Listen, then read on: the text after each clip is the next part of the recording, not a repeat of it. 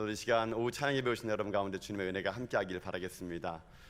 때로는 주일 오후가 우리 가운데 많이 또 힘들고 또 피곤한 시간일 겁니다. 하루 종일 아침부터 봉사하고 사역하시다가 또 잠시 잠깐의 쉼을 통하고 또 다시 이곳에 와서 예배드리는 여러분의 삶 속에 저는 하나님의 은혜가 임할 수 있기를 바라겠습니다. 어떠한 것도 우리의 예배를 막을 수 없고 어떠한 삶도 우리 가운데 예배를 중단할 수 없다는 확신을 가지고 여러분들 날마다 주님 앞에 예배드릴 때마다 힘을 얻고 돌아가는 여러분 인생 다 될 수 있기를 주님의 이름으로 축복합니다. 오늘은 사도행전 15번째 시간입니다. 사도행전 15번째 시간은 사도행전 14장 19절부터 28절까지 있는 말씀을 가지고요, 복음과 고난이라는 점을 가지고 하나님의 말씀을 시간 함께 나누도록 하겠습니다. 사도행전은 뭐라 하더라도 사도행전 1장 8절이 아마 사도행전의 핵심 말씀일 겁니다. 성령이 너에게 임하시면 너희가 권능을 받고 예루살렘과 온 유대와 사마리아와 땅까지 이르러 내 증인이 되리라. 이 사도행전은 이 1장 8절에 있는 말씀을 가지고 아마 모든 이야기가 전개된다고 얘기할 수가 있게 되죠. 사도행전의 핵심 구절 같은 이 사도행전 1장 8절 말씀 중에서 가장 이 중요한 단어가 세 가지가 나오죠. 성령이 나오고 권능이 나오고 증인, 이 세 단어가 나오게 됩니다. 상대적으로 이 세 가지 단어를 붙잡으면요 모든 내용들이 다 이해가 될 거라고 생각합니다. 성령, 권능, 증인이거든요. 이거는 따로 이해할 수 없는 겁니다. 이거는요 패키지입니다. 패키지. 그냥 이 세 가지는 하나로 묶음으로 나오게 됩니다. 성령이 임했습니까? 그러면요 권능을 받게 됩니다. 권능을 받았습니까? 그럼 증인이 될 수밖에 없다는 거거든요. 이걸 거꾸로 한번 얘기해 볼까요? 거꾸로 얘기하면은 증인입니까? 내가 왜 증인된 삶을 못 살까요? 그것은 권능을 못 받았기 때문에 그럴 수 있는 거거든요. 증인은 여러분 아무나 되는 거 아닙니다. 여러분 예수 그리스도의 증인 되세요 그래가지고 여러분이 내가 증인 돼야지 그래가 여러분 증인 되는 게 아닙니다. 증인이라는 건요 법정인 용어인데요, 위트니스, 자기가 본 거를 목숨 걸고 말하는 사람이 증인이거든요. 이 증인 아무나 못합니다. 누가 될 수 있을까요? 권능을 받아야 돼요. 파워, 힘을 받아야 돼요. 그럼 이 권능 파워는 어디서 임할까요? 성령의 충만함으로 가능한다는 겁니다. 그렇기 때문에 우리가 날마다 성령의 충만함을 받으면 권능이 임하게 되고, 권능을 받으면 그 권능의 힘을 가지고 증인된 삶을 살아갈 수 있다. 이게 사도행전의 핵심 말씀이 될 수 있다는 것이거든요. 그때부터 이 권능을 입은 자들이 모여서 기도했고 그들은 하나님의 증인된 삶을 살게 됩니다. 우리가 지난 시간에 살펴봤던 사도행전 13장은 바로 그런 역사이죠. 증인된 삶의 역사가 시작된 것입니다. 근데 여러분 요즘에 이렇게도 많이 말씀들 하신 것 같아요. 전도가 여러분 참 요즘 어렵죠. 여러분 전도가 참 어렵다고 말합니다. 근데 엄밀히 말하면 전도가 어렵다라는 말은 틀린 말입니다. 그래서 전도가 쉬울까요? 쉽지 않습니다. 전도는요 어렵다 쉽다가 아니라 전도는요 그 자체가요 불가능한 일입니다. 불가능한 일. 여러분 전도는요 불가능한 일이에요. 많은 분들이 이 말 듣고 위로받지 않습니까? 아, 내가 전도 못하는 것은 불가능한 일이었기 때문이구나 그러면서 여러분을 막 위로받는 것 같은데, 여러분 이 말로 위로받아서는 안 됩니다. 여러분 전도가 불가능하다는 말은 무슨 말이냐면요, 전도라는 건 뭡니까? 복음을 전하는 거잖아요. 복음을 전한다는 것 자체는요 우리의 이성과 우리의 생각으로는요 납득이 안 되는 일이거든요. 복음이 뭡니까? 예수 그리스도 그분 아닙니까? 그분이 어떻게 태어났습니까? 처녀 몸으로 태어났대요. 여러분 어떻게 이게 납득이 됩니까? 일반 사람들이 동정녀 탄생했대요. 그분이 물리를 걸었대요. 죽은 자를 살렸대요. 병든 자를 낫게 했대요. 심지어 자기가 죽어놓고 3일 만에 부활했대요. 그분이 예수님이래요. 이걸 믿으란 얘기예요. 믿으란 얘기. 여러분 이것은 우리의 이성으로는 도저히 납득이 안 되는 일이에요. 여러분 그렇기 때문에 전도는요 이거를 이성을 가진 사람에게 말할 때 먹히겠습니까? 안 먹히는 거예요. 불가능한 거예요. 불가능한 거. 그 때문에 복음을 전한다는 가치는요 우리 능력으로 할 수 없는 거예요. 여러분 그렇기 때문에 우리들에게 있어 전도는요 불가능한 일에 도전하는 겁니다. 믿지 못하는 이 사실, 인간의 이성으로 도저히 납득이 안 되는 것을 어떻게 합니까? 성령의 능력으로 믿게 되는 거거든요. 여러분은 예수 그리스도 동정 탄생한 걸 믿으십니까? 믿음이 없으시군요. 네, 여러분들 교회 안에서 전도해야 될 것 같아요. 네. 여러분 우리 안에 이것이 여러분 보신 적 있으세요? 여러분 예수님 물리를 건져 본 적 있어요? 여러분 안 봤잖아요. 여러분요, 그렇죠? 근데 어떻게 믿으세요? 여러분 이거라는 거예요. 우리는 직접 보지 못했고 그 사실을 우리가 직접 경험하지 못할지라도 성령의 능력이 임했더니, 성령이 우리와 함께 했더니 이해하고 믿은 게 아니라 믿었더니 이해가 되는 거거든요.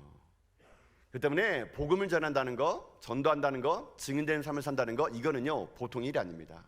하나님이 함께 하시고 역사할 때만 가능한 거거든요. 근데 이 일을 예수님이 누구에게 맡겼냐면은 제자들에게 맡겼답니다. 근데 제자들을 뽑을 때 여러분 아시는 것처럼 제자들은요 어찌 보면 좀 약간 그 신학적으로는 전문 지식이 없는 사람들 아닙니까? 어부잖아요, 어부. 예수님이 여러분 왜 이런 분을 뽑았을까요?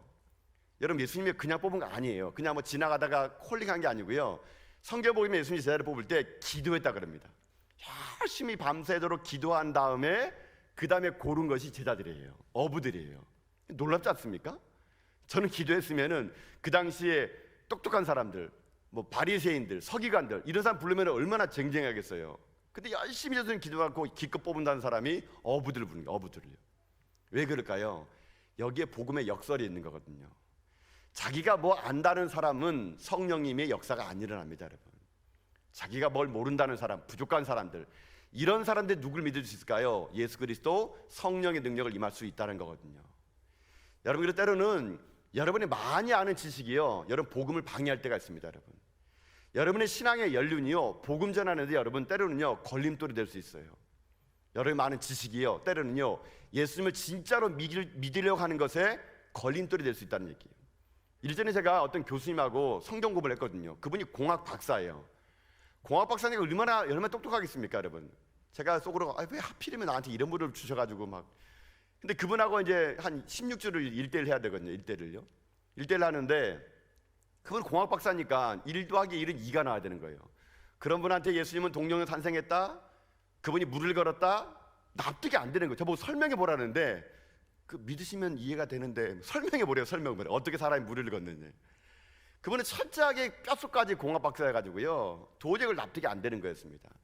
나중에 이분을 만나 계속 기도하고 말씀 전하고 성경 공부를 하고 다른 사람 한 6개월이면 될 것을 1년 넘게 동안 꾸준히 했더니만은 나중에 이분이 하는 말이 그거예요. 목사님, 저의 많은 지식이 복음을 듣는데 지장이 됐습니다.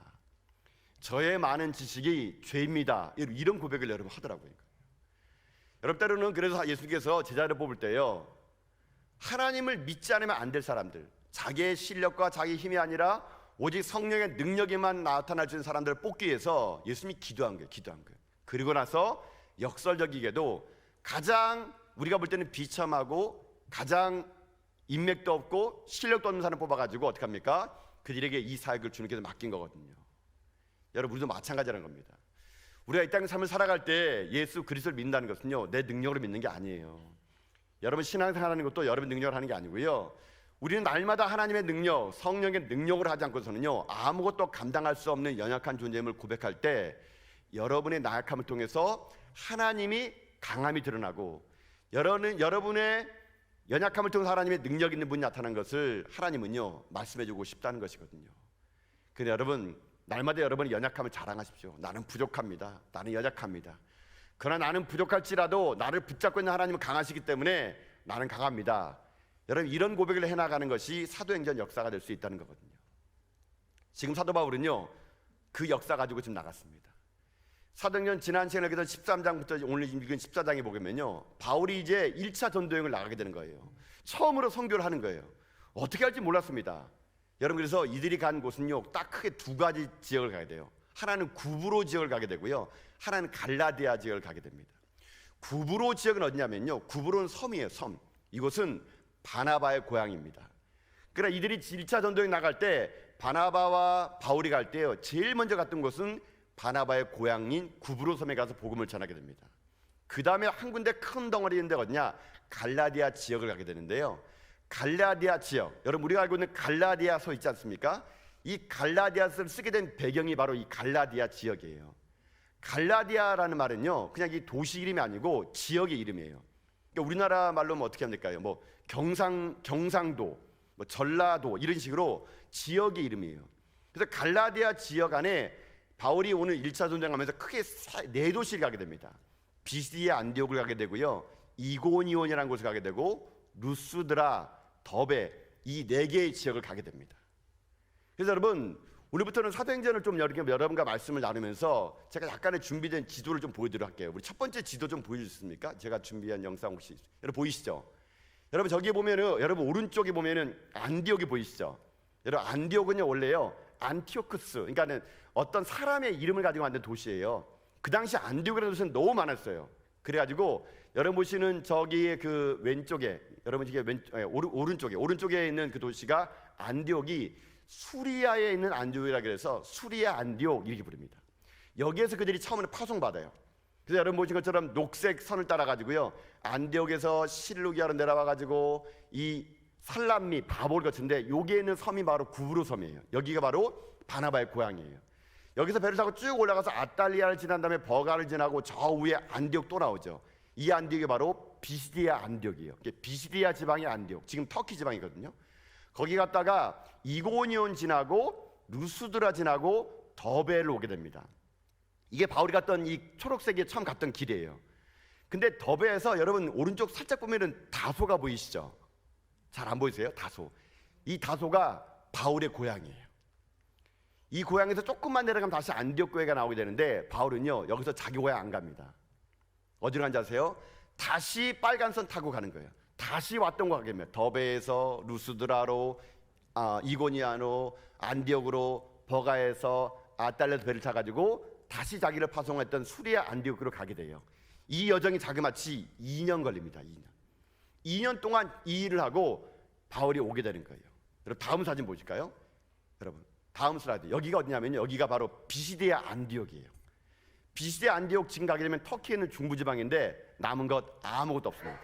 다 폐허가 되고요 그냥 예배터, 그 당시 여기가 예배 드렸다, 바울이 지나갔던 곳이구나 라고 한 곳이 이게 유적지만 남게 돼요. 다음 사진 보실까요? 예. 여기가 거기에 남아있던 그 예배당이에요. 회당이에요. 회당 안에서 이제 찍은 사진인데요 회당 안에서 저기 모여가지고 예배를 드리게 되게 되는 곳, 지금 남아있는 유적지예요. 다음 사진 보실까요? 네, 여기서 많이 본 사람 나오죠. 네, 어디서 많이 본 사람이 갑자기 나오는데 깜짝 놀랐네요. 네, 이제 이곳이 이제 그 수리아 안디옥을 올라가는 곳이에요. 이게 언덕백에 있는 도시다 보니까 이게 산을 막 올라가야 돼요. 올라가면은 막 엄청나게 넓은 들판이 나와요. 그 들판에 가면은 남아 있는 것이 다 저런 돌멩이밖에 안 남아 있어요. 그래서 이 터키나 그리스 성지순례 가려면은 이게 알고 가야 보입니다. 왜냐하면 가도 똑같은 돌만 막 뒹굴고 있거든요. 그래서 이 길을 막 올라가면 저런 도시가 나오게 되는데 저 위에가 바로 비시디아 안디옥이에요. 다음 사진 보실까요? 이곳이 바로 비시디아 안디옥에 남아있는 이 공연장이에요. 공연장에서 여기서 바울이 아마 복음을 전했을 것 같아요. 이 공연장에 사람들이 가득 모였을 때 여기 앉아가지고 복음을 전했을 것 같아요. 다음 사진 보여줄까요? 이 사진이 루스드라예요. 비시디아 안디옥에서 그 다음 간 곳이 루스드라인데 루스드라예요. 루스드라인데 여러분 이곳은요 여러분 가면은 이게 남아있는 게 별로 없어요. 남아있는 게 별로 없어요. 이곳은 저 사진이 잘 나와요. 이건 이고니아인데 이고니아는 지금 현재 터키로 코냐라고 불리는 곳인데요. 여기는 바울이 가서 놀라운 일을 행했던 곳입니다. 안전뱅이를 일으켰던 곳이고요. 바울이 역사가 있었던 곳인데 이 이고니아라는 이 동네는 철저하게 이 모슬렘화된 대표적인 도시예요. 그래서 가게 되면은 모든 게 없어요. 겨우 남은 게 뭐냐면 이곳에 바울이 왔다는 걸 알게 해서 딱 하나 남은 게 저기예요. 이고니아 바울 기념교회. 거기 가게 되면은 그 지키는 문지기도 막 없어요. 그냥 어떨 때는 집에 가버리고 막 그래요. 모슬림 사람이다 보니까 별로 없는 것 같아요. 이고니아, 이것이 바로 바울이 왔던 이고니아입니다. 다른 사진 보여줄까요? 예. 이곳이 루스드라예요. 루스드라.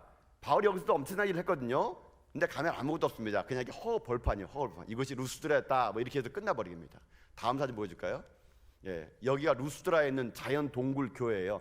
박해를 피해 가지고 그곳에 가게 되면요 이런 동굴이 있어요. 자연 동굴. 여기에 박해 피해 가지고 사람들이요 평생 동안 여기에 숨어 삽니다. 그래가지고 저기서 물과 음식을 먹으면서 평생 동안 기도하며 살아요. 동굴이 저기요 그냥 끝이 아니라 가면은 미로처럼 돼 있어가지고요 한번 로마 군사가 와서 잡으려 그러면 못 잡아요. 길을 잃어버려가지고.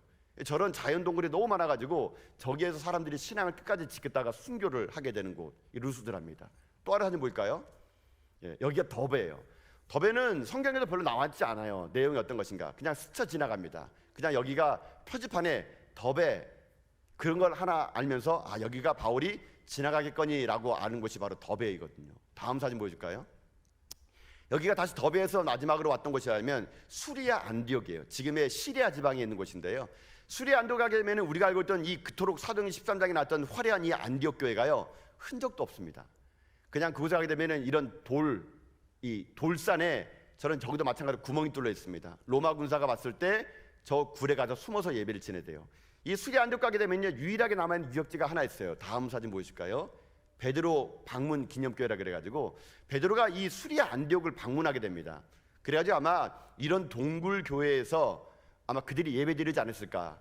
여러분, 사도행전에 말하는 교회는요, 오늘 이런 모양 교회가 하나도 없습니다. 다 가정교회고 동굴교회거든요, 사실은요.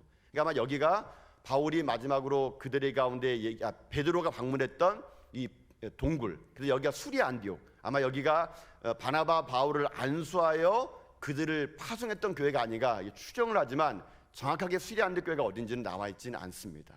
그럼 다음 슬라이드가 있습니까? 네, 이것이 마지막 사진 같군요. 네, 그렇습니다. 네. 자, 어쨌거나 이제 이곳이 바로 아까 여러분 지금 금방 저와 함께 1차 전도행을 다 하고 오신 거예요. 네, 예, 다 오신 거예요. 여러분, 이들이 이렇게 복음을 전한 다음에 여러분 어떻게 한지 아십니까? 그들이 그 다음에는요, 자기들이 파송했다가 그 교회 가가지고 선교 사항을 보고합니다. 보고해가지고 너무 놀라운 일을 얘기해요. 근데 여러분, 이들이 복음 전할 때 쉽지만은 않았습니다. 엄청난 어려움이 있었거든요. 그냥 좋은 보고만 하니까 그렇지 실제로 이들의 삶을 보게 되면요, 가는 곳곳마다 박해였어요. 아까 비시디아 안디옥 교회 있잖아요. 거기에 교회가 없었어요. 거기에 바울과 바나바 복음 전을 갔더니 거기에 있는 유대인들과 유력자들과 귀비인들이요, 바울이 전하는 복음을 듣고 그들을 핍박합니다. 그래서 그들이 어떻게 하냐, 그 핍박을 받으면서 도망갔던 곳이 이고니온으로 도망가요. 이고니온 도망갔더니 그곳에서 복음을 전했더니 어떤 일이 생겼습니까? 이제는요, 관리들까지 합세해가지고 바울과 바나바를요 돌로 쳐버리게 됩니다. 거기서 그들이 또 도망가게 됩니다. 루스드라서 복음을 전했더니만은 이제는 어떤 줄 아십니까? 비시디아 안디옥과 이고니에서 바울을 죽이려고 했던 유대인들이에요. 거기까지 쫓아온 거예요. 와가지고 거기서 어떻게 합니까? 바울을 그쪽 마을 사람들 선동해가지고 바울을 어떻게 합니까? 돌로 쳐 죽입니다. 사람들이 바울을 돌로 쳐 죽였는데 진짜 바울이 돌이 맞아가지고 죽은 줄 알았어요. 그러니까 이 루스드라 사람들이 어떻게 하냐, 원래 그 사람들은 로마 속박국이기 때문에 로마의 판결 없이 사람을 죽이면은 사형죄가 허용됩니다. 그러니까 돌을 들어서 그 사람을 맞췄는데 바울과 바나바를 여기 돌을 던졌는데 너무 돌을 많이 맞으니까 죽은 줄 알아가지고요, 이들이 너무 놀란 거예요. 그래가지고 바울과 바나바는 어떻게 하는지 아십니까? 성 밖에다가 그냥 던져버린 겁니다. 완전 범죄해버린 거죠. 그리고 도망가 버려요. 도망가 버리는 상태 속에서 나중에 제자들이 그 바울과 바나바가 죽은 줄 알고 갔더니만은 거기서 어떻게 합니까? 바울과 바나바가요 살아나는 거예요. 살아나서 다시 자기를 돌로 죽이려는 그 성에 다시 들어가서 또 복음을 전하게 됩니다. 그래서 바울이요, 이렇게 매맞고 돌에 죽을 뻔하고 사람들에게 모함을 받고 위협받으면서 그가 깨달았던 것이 무엇인지 아십니까? 사도행전 14장 22절입니다. 어쩌면 사도행전 14장에서 가장 핵심 구절은요, 이 22절 같아요. 여러분, 우리 22절 말씀 한번 읽어볼까요? 함께 22절 읽어보겠습니다. 시작.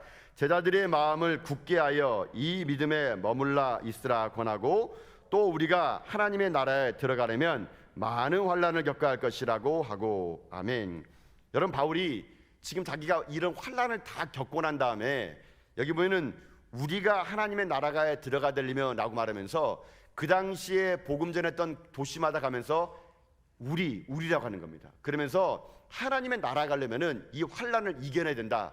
이렇게 바울이 지금 현재 세운 교회마다 가가지고 이 말을 전해겠거든요. 근데 저는 좀 더 폭넓혀서 여기에 우리라고 하게 되면 우리가 누구냐? 바로 오늘 저와 여러분도 마찬가지라 될 수 있을 것 같아요.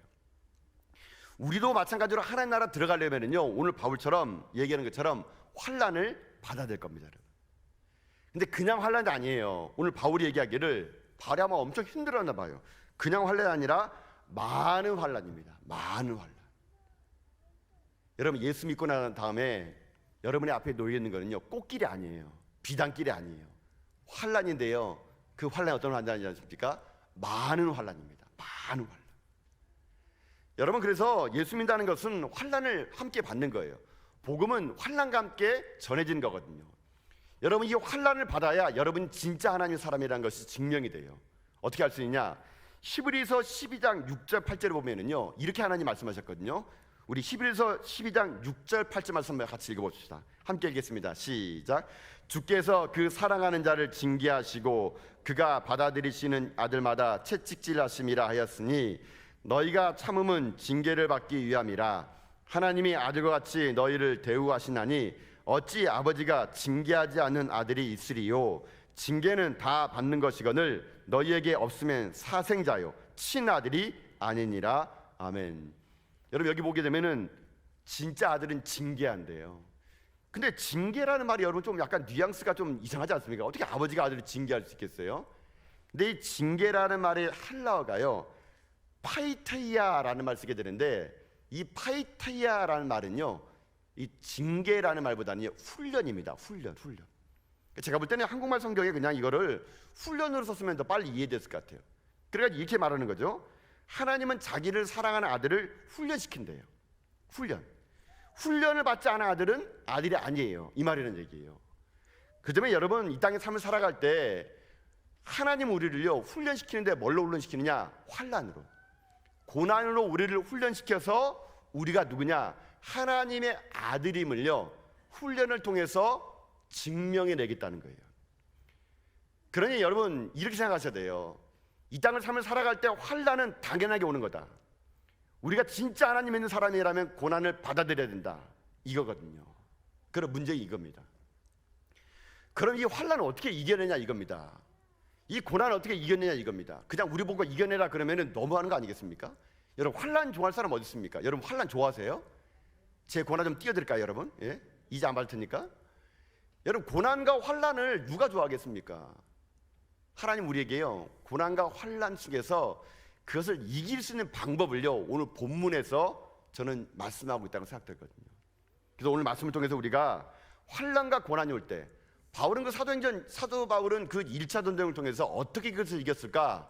오늘 본문에 있는 메시지를 통해서 몇 가지를 살펴보는 가운데 전 여러분들이요 이 환난과 고난의 때에 오늘 주신 말씀 붙잡는 가운데 바울처럼 승리하며 나가는 여러분 인생 다 될 수 있기를 주님의 이름으로 축복합니다. 그러면 환난과 고난이 올 때 어떻게 그걸 이길 거냐? 첫 번째는요 환난을 이기는 방법 그거예요. 그것은 뭐냐면 환난을 두려워하지 않는 거라는 겁니다. 좀 말이 어필이 있겠지만 이게 정답이에요. 환난이 옵니까? 환난을 두려워하지 말라는 얘기예요. 여러분 이것이 첫 번째 환난을 이길 수 있는 길입니다. 두려워하지 않는 거예요. 여러분 오늘 말씀 19절과 20절 말씀 한번 읽어볼까요? 19절과 20절 말씀 한번 읽어봅시다. 함께 읽습니다. 시작. 유대인들이 안디옥과 이고니온에서 와서 무리를 충동하니 그들이 돌로 바울을 쳐서 죽은 줄로 알고 시외로 끌어내치니라. 제자들이 둘러섰을 때에 바울이 일어나 그 성에 들어갔다가 이튿날 바나바와 함께 더베로 가서 아멘. 여러분 봐보세요. 지금 바울과 바나바가 복음 전하다가 돌에 맞아요. 여러분 돌에 안 맞아 보셨잖아요, 그렇죠? 여러분 돌 맞아 보셨어요? 맞아 볼 리 없죠. 저도 돌에 맞아 본 적 없어요. 돌을 던져 본 적은 있지만 맞아 본 적 없는 것 같아요. 여러분 바울이 죽을 정도로 맞았다면 얼마나 많이 맞았을까요? 아마 모르긴 몰라도 그냥 우리가 알기로는 돌이 아닐 겁니다. 사람을 죽이려고 하게 되면요 이만한 머리통 하나만 돌을 가지고 막 던졌겠죠. 여러분 돌 맞았으면 기절할 정도 돌을 맞았다는 거예요. 사람들이 너무 놀래가지고 죽은 줄을 알고 시에다가 내버렸다는 정도면 아마 모르긴 몰라도 엄청나게 맞았을 것 같아요. 여러분 맞고 나서 여러분 바울이요 어떻게 하지 않습니까? 다시 깨어나요. 근데 이때 이 사건이 바울에게는 참 많이 마음속에 아픔했나 봐요.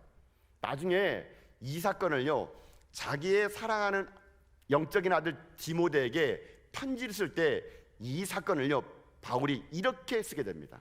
디모데후서 3장 10절과 12절 말씀이거든요. 우리 한 말씀 같이 읽어봅시다. 시작. 나의 교훈과 행실과 의향과 믿음과 오래 참음과 사랑과 인내와 박해를 받음과 고난과 또한 안디옥과 이고니온과 루스드라에서 당한 일과 어떠한 박해를 받은 것을 내가 과연 보고 알았거니와 주께서 이 모든 것 가운데 나를 건지셨느니라. 무릇 그리스도 예수 안에서 경건하게 살고자 하는 자는 박해를 받으리라. 아멘.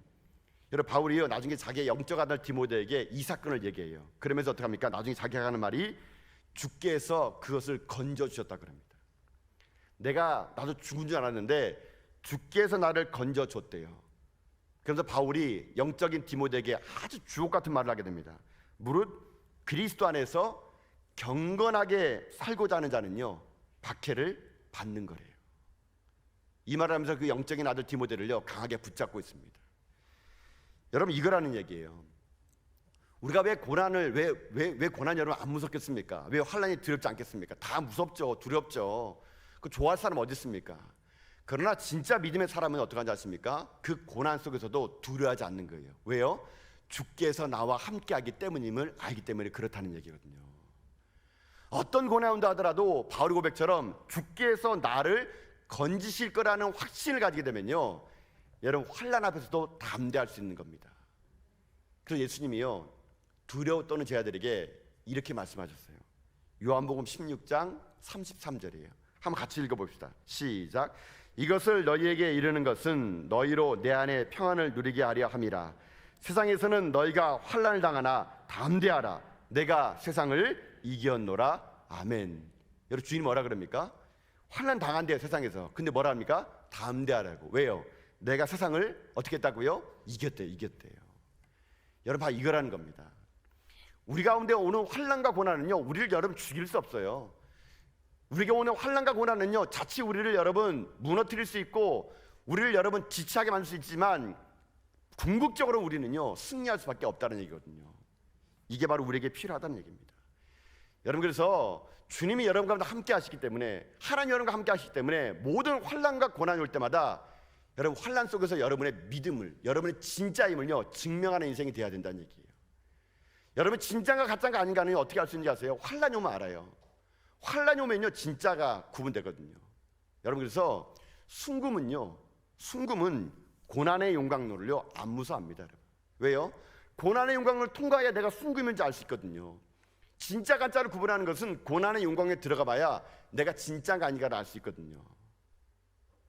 제가 일전에 저희 아들에게 그 시계를 하나 사준 적이 있습니다. 시계. 우리 제가 사준 시계가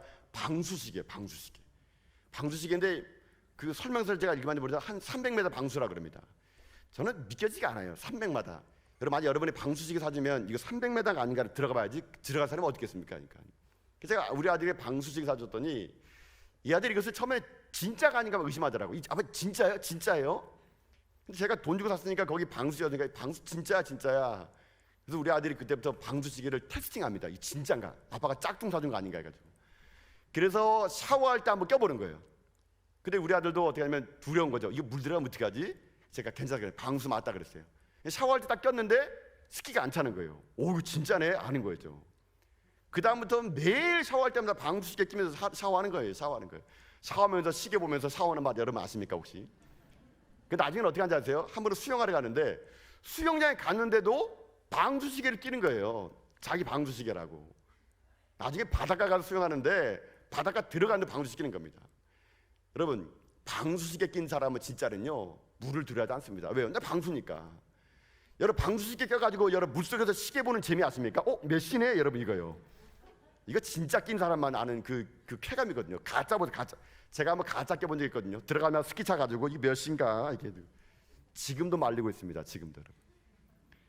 여러분, 방수시계는요 물속에 들어가면 진짜가 알 수 있거든요. 마찬가지예요. 우리들의 인생인 여러분 진짜가 아닌가를 알 수 있는 건요 환난과 고난 때 알 수 있는 거거든요. 내가 진짜 하나님의 사람이라 그러면요 어떻습니까? 환난과 고난 때에 진짜 인생 가짜 인생이 구분될 수 있다는 거거든요. 그래서 하나님은요 우리에게 환난을 주십니다. 그래서 뭐라는 줄 아세요? 진짜가 되라는 거예요. 진짜가 되라는 거. 그래서 여러분, 우리 인생이 자꾸만요 진짜 인생 살아가는 것이 하나님의 뜻이에요. 환난 정도 여러분 가운데 고난 주고 힘들게 하는 것이 하나님의 목적이 아니고요. 환난이 옵니까? 고난이 옵니까? 내 삶이 진짜임을 증명할 수 있는 거거든요. 그러니까 두려워하지 말라는 얘기예요. 여러분, 그래서 성령의 능력이 임한 사람은요 두려워하지 않습니다. 성령의 능력이 임한 사람은요 내 인생이 진짜이기 때문에 모든 환난 앞에서도요 담대할 수 있거든요. 성령의 기름 부은 있는 사람은요 늘 언제나 내 힘 가지고 살지 않는 사람이 아니거든요. 하나님의 능력 가지고 복음 전하며 이겨내는 것, 이게 바로 성령의 능력 가진 사는 사람들이거든요. 여러분, 그래서 제가 일전에 여러분 그런 얘기 해드렸죠. 예수님께서도 여러분 공생을 시작할 때 성령의 능력으로 일했고요. 제자들도요 공생 시작할 때 성령 능력이 임했습니다. 주 여호와 영이 내게 내리셨으니 이는 여호와께서 내게 기름을 부으사. 주님이 그 말씀하시면서 내게 기름을 부은 상태로서 내가 일한다 그랬거든요. 여러분 제가 일전에 그런 비유를 들었던 것 같아요. 여러분 등잔불 아시죠? 등잔불, 호롱불. 지금 누가 호롱불 쓰겠습니까? 여러분 호롱불 쓰는 분 계세요 혹시? 호롱불 안 쓰죠? 제가 일전에 저희 할아버지 집에는 호롱불이 있었어요. 하여튼간요. 호롱불 볼 때마다 신기한 거는 호롱불이 이게 타는데 여러분 자세히 호롱불 보게 되면 호롱불이 타죠. 근데 여러분 자세히 봐보세요. 저는 어릴 때 그게 참 신기했는데 나중에 알고 봤더니 그게 아니라는 걸 알았어요. 여러분 호롱불이 탈 때 불이 어디 붙어 있습니까? 심지에 붙어 있죠. 여러분 그러면 지금 불이 뭘 타고 있는 거예요? 심지를 타고 있죠. 근데 심지는 안 타요. 그럼 뭐가 타는 거예요? 기름이 타는 거예요. 기름은. 호롱불 써보셨군요, 여러분. 여러분 그 호롱불을 보게 되면은 거기다 기름 부어놓고 심지 이렇게 해놓잖아요. 불 딱 붙이면은요 심지가 타는 게 아니고요. 뭐가 타는 거예요? 기름이 타는 거예요. 기름이에요. 제가 나중에 이거를 기름 탄다는 걸 나중에 알았어요. 저는 참 신기했거든요. 왜 심지가 다 안 탈까? 기름을 타니까 심지가 안 타는 거거든요. 여러분 이게 마찬가지라 원리 같더라고요. 우리의 인생 여러분 심지 태우는 인생이 있고 기름 태우는 인생이 있거든요. 내 인생 고난이 오고 어려움 올 때 심지 태우는 인생은요 매일마다 자기 타는 인생입니다. 젊음을 태워라, 뭘 태워라. 태우면 다 죽어요 우리 여러분. 내 힘 가지고 살아가는 사람들은요 심지 타는 인생인데요, 성령의 능력 가지고 사람은 성령을 태우는 사람이거든요. 성령의 기름 부은 사람은요 내 힘으로 하는 게 아니에요. 성령의 능력을 하기 때문에 모든 인생의 두려움 가운데 담대할 수 있거든요. 여러분 우리 인생 여러분 뭘 태우고 있습니까 지금 여러분? 여러분 인생 고난이 올 때마다 사람 찾아다니고 환란 올 때마다 왜 내게 이런 일이 왔습니까? 여러분 하나님께 따지는 인생입니까? 그럼 여러분 심지 태우는 겁니다. 심지 태우는 거. 그거 벗어나려고 바둥바둥하는 인생은요 심지 태우는 인생이에요. 아니에요 여러분요. 우리는 뭘 태워야 됩니까? 기름 태우는 인생. 성령이 내게 임하시면 내가 권능을 받아가지고요 기름 태우는 인생 되게 되면요 내가 타는 게 아니라 기름이 나를 태워가지고요 내 인생이 이 땅에 어떤 인생 되는 줄 아십니까? 빛을 내는 인생 될 수 있다는 얘기거든요. 그렇기 때문에 여러분 성령의 능력이 있는 사람은요 고난을 두려워하지 않는 거예요. 주님이 함께 하시기 때문에, 성령이 내게 능력이 있기 때문에. 그래서 저는 여러분들이요 고난이 올 때마다 고난이 오면 환영을 하시는 겁니다. 내 믿음을 이제 증명할 때구나, 내 신앙을 이제 증명할 때구나, 내가 진짜 힘을 드러내리라. 여러분 이런 믿음의 각오를 여러분 하시는 가운데 여러분 모든 환난과 고난 속에서 두려움 없이 담대함을 가지고요 여러분 인생도 새로운 사도행전을 써나간 인생 다 될 수 있기를 여러분 주님의 이름으로 축복합니다. 첫 번째가 환난과 고난이 올 때 여러분 그것을 두려워하지 말라 그랬습니다. 두 번째로 그러면 환난과 고난이 올 때 할 일이 뭐냐? 환난이 올 때 이길 수 있는 두 번째 길은 뭐냐면요 오늘 바울이 얘기하는 거 보면은 믿음 위에 굳건히 머무르는 겁니다. 믿음 위에 굳건히 머물라고. 여러분 아까 읽었던 말씀 여러분 22절 말씀을 다시 한번 읽어볼까요? 22절 말씀요. 한번 말씀 한번 읽어봅시다. 22절 시작. 제자들의 마음을 굳게 하여 이 믿음에 머물러 있으라 권하고 또 우리가 하나님의 나라에 들어가려면 많은 환난을 겪어야 할 것이라 하고 아멘. 여러분 바울이 보세요. 지금 두려워하는 그들에게 뭐라고 합니까? 믿음에 머물러 있으래요. 마음을 굳건히 해가지고요 믿음에 머물러 있으래요. 하나님 나라에 들어가려면 많은 환난을 꼭 겪어야 된대요. 그러면서 바울이 얘기하는 길, 환난의 길 두 번째 뭡니까? 마음을 굳건히 해가지고 믿음으로 이기는 거예요. 이것이 여러분 환난이 이길 수 있는 두 번째 길이라는 것이거든요. 저기 여러분 안디옥교회에 있는 성도들은요 바울과 바나바는요 믿음으로 이겼습니다. 믿음으로 주와 함께 그 고난을 감당했고 믿음으로 고난 속에서 하나님 주시는요 능력을 그들이 맛봤거든요. 그들에게 고난은요 그들의 믿음의 영적인 근육을요 더욱더 키워줬던 겁니다. 하나님 그래서 환난을 통해 가지고요 그들의 믿음을 더욱더 담대하게 말미암아 그들에게 오는 모든 고난과 고통을요 믿음으로 승리하게끔 주님께서 만들어 주셨다는 겁니다. 그러니 여러분 우리도 그렇게 합시다. 잊지 마십시오. 믿음입니다. 믿음이 고난을 이기고요 믿음이 환난을 이기고요 이 믿음이 세상을 이기는 거거든요. 그래서 주님께서 이렇게 얘기하십니다. 요한복음 5장 4절 말씀이에요. 이 말씀 같이 한번 읽어보자. 시작. 무릇 하나님께로 난 자마다 세상을 이기느니라. 세상을 이기는 승리는 이것이니 우리의 믿음이니라. 뭐라고요? 믿음이에요. 믿음이 승리할 수 있다 이겁니다. 믿음으로 난 자는 세상을 승리할 수 있다라는 겁니다. 여러분, 그래서 건강 잃어버리고 돈 잃어버리고 명예 잃어버린 거 여러분 괜찮습니다. 믿음 잃어버리지 마세요. 이 땅에 정말 잃어버리지 말아야 할 것을 잃어버리고 붙잡아지고 붙잡지 못하는 것이 아니라 여러분 모든 걸 다 잃어버리더라도 믿음 하나 붙잡고 나간다면 여러분 우리 이 땅 가운데 승리할 수 있게 되는 거거든요. 여러분 하나님 살아계시는 믿습니까? 주님이 여러분 가운데 능력을 줄 것을 믿습니까? 여러분 우리 그 믿음, 오늘 여러분 고백했던 아멘이 여러분의 삶에서 저는 그대로 실행되는 믿음의 동물 될 수 있기를 축복합니다. 여러분 그 신앙은요 아멘 다음이 중요한 거예요.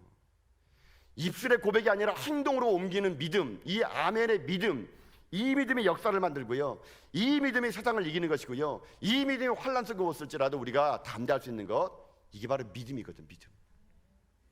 여러분 우리 찬양하잖아요. 믿음이 이기네, 믿음이 이기네, 주 예수를 믿음이 온 세상이 이기네. 믿습니까? 이 믿음이 이긴대요. 이 믿음이. 믿음에 관해 제가 짧은 글을 읽었는데 참 감동이 돼서 여러분 소개를 시켜드립니다. 제가 일전에 말씀드린 것 같아요. 뉴욕의 어느 서점에 글귀 하나가 써졌다는 거. 이런 글귀가 써졌대요. 나무에 앉은 새는 가지가 부러질까 두려워하지 않는다. 나무에 앉은 새는 가지가 부러질까 두려워하지 않는다. 여러분 왜 새가 두려워하지 않을까요? 가지가 부러질 거를? 날개가 있으니까. 당연하죠. 날개가 있으니까. 여러분 새가 가지 앉을 때 내가 오늘 요즘 많이 먹어가지고 여기 앉으면 부러질까? 여러분 가지 보면서 새가 막 이 가지 튼튼한가? 이거 내가 이겨낼 수 있을까? 거기에 앉아놓고 새가 막 안절부절하면서 부러지면 어떡하지? 여러분 그런 새 보셨습니까? 새는요 가지 신경 안 씁니다. 그냥 이게 큰 가지든 가지가든 신경 안 쓰고 새는요 그냥 척 앉아요. 왜 앉습니까? 새가 믿는 건 가지가 아니거든요. 나뭇가지가 아니거든요. 새가 믿는 게 뭡니까? 날개예요. 날개. 부러지면 날면 되죠. 여러분 새가. 아니 새가 날개 있으니까 뭐 가지가 뭐가 중요해요? 가지가 뭐 튼튼한가 말고가 뭐가 중요해요? 잠깐 쉬었다 가는 건데 가지가 부러지니까 새는 두려워하지 않아요. 왜요? 날개가 있으니까. 날면 되는 거예요. 여러분 마찬가지입니다. 제가 이 글귀 보면서 그런 생각 해봤어요. 우리도 마찬가지예요. 여러분 믿음의 날개가 있습니까? 믿음의 날개가 있으면 여러분 인생 가운데 가지 걱정하지 말란 얘기예요. 여러분이 오는 고난의 가지가 굵든지 얇든지 그게 무슨 상관이 있어요, 여러분요? 가지 부러지면 날면 되죠, 여러분요. 고난이 오면 믿음의 날개로 날면 되죠, 여러분요. 우리에게 믿음의 날개가 있다면서요. 주님을 믿는다면서요. 그러면 여러분 우리 인생에 오는 고난의 가지, 여러분 그 가지 이게 무슨 플라스틱인지 뭐 쇠로 만든 건지 이게 무슨 상관이 있어요? 아무 상관없어요. 내게 믿음의 날개가 있다면 어려움 오면은요 가지 부러지면 날면 되는 거예요. 이게 바로 우리들의 인생이 돼야 되는 거거든요. 우리들의 인생 삶 속에서 이 믿음의 날개짓, 이 날개짓 하고요 살아가라고 주님은 우리 가운데요 이 믿음을 주신 거거든요. 환난은요 여러분 제가 볼 때는 여러분 죽는 그날까지 우리에게 올 거예요. 오늘 바울도 얘기하잖아요. 여기요 하나님 나라에 들어가려면 많은 환난을 받아야 된다고요. 아마 모르긴 몰라도 저와 여러분은요 죽을 때까지 여러분 환난 아마 엄청 당할 것 같아요. 엄청 당할 것 같아요. 그러면 그때마다 우리 이길 수 있는 게 무엇입니까? 믿음. 믿음의 날개짓을 가지고 날아오를 때 어떤 혼란과 여건이 있을지라도 우리는 승리할 수 있음을 여러분 믿습니다. 여러분 이 믿음 가지고 살아가십시오. 이 믿음의 날개짓으로 여러분 창공을 제패하세요. 여러분 우리는요 참새가 아닙니다. 우린 영적인 독수리예요. 땅의 것을 먹고 사는 자가 아니에요. 우린 창공을 제패할 사람들이에요. 이 땅에 어떤 고난이 어려움이 환란이 온다 하더라도 당연한 걸 여기시고요 부러지면 날아버리세요. 믿음의 날개를 가지고. 그래서 여러분 이 땅 가운데 그 어떤 고난도 그 어떤 환란도 여러분이 하나님 나라 가는 것을 발목 잡지 않도록 우리가 믿음으로 나가는 가운데 여러분 이 땅 가운데 하나님의 거룩한 일들 나타내는 여러분 다 될 수 있기를 주님의 이름으로 축복합니다. 사랑하는 성도 여러분, 환란과 고난 우리에게 와요. 오늘 두 가지만 붙잡으십시다. 환란이 올 때 여러분 어떻게 하라고요? 두려워하지 마세요. 담대하세요. 주께서 함께 하실 것을 믿습니다. 두 번째는 환란이 올 때 어떻게 해야 됩니까? 믿음을 보는 거예요. 믿음이 있으면 이길 수 있대요. 믿음을 가지고 견뎌내세요. 믿음을 가지고 그 자리에 머무세요. 주님이 일하실 때까지 흔들려 한 믿음을 가지고 굳건하게 서세요. 그래서 여러분의 인생이요 새로운 사도행전을 써나가는 인생 되어서 우리가 가는 곳곳마다 이 땅 가운데 하나님의 거룩한 하나님의 복음의 열정이 타오르는 전처 여러분 다 될 수 있기를 여러분 주님의 이름으로 축복합니다. 기도하겠습니다.